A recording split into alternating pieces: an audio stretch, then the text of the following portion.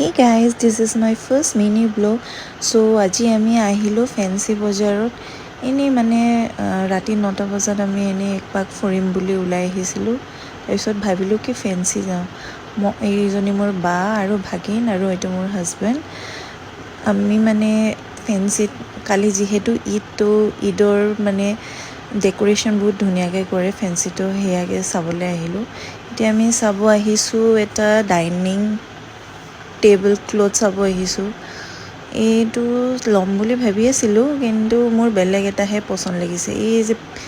white কালাৰটো আছে যে সেইটোহে বেছি পচন্দ লাগিছে দামটো বেছি কোৱাৰ কাৰণে সেইটো নল'লোঁ আপোনালোকে জনাবচোন আমি কোনটো ল'লোঁ আৰু চাওকচোন গাইজ ইমান ধুনীয়াকৈ সজাইছে ইমান ভাল লাগিছে চাবলৈ মছজিদটো কি ধুনীয়াকৈ সজাইছে মানে দেখিয়ে ভাল লাগিছে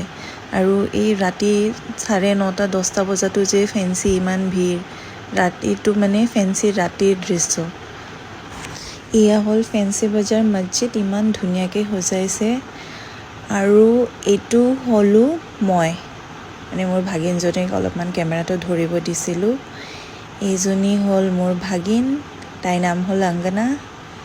তাই আৰু মই এনেই কথা পাতি খোজকাঢ়ি গৈ আছোঁ আৰু এতিয়া তাই বোলে কাণফুলি চাই কাণফুলি আৰু ব্ৰেচলেট ভাল লাগে ন আজিকালি এনেকুৱা ব্ৰেচলেটবিলাক সৰু সৰু ছোৱালীবিলাকে পিন্ধে তাই মানে চাই আছে আৰু কোনযোৰ লওঁ নলওঁ তাৰপিছত আমি ৰিটাৰ্ণ হৈ ঘৰ গৈ আছোঁ এতিয়া ঘৰ গৈ পোৱাৰ আগতে আমি খালোঁ ঘুগুনি আলু চপ কণী বইল খালোঁ ডেটছ অল ফৰ টুডে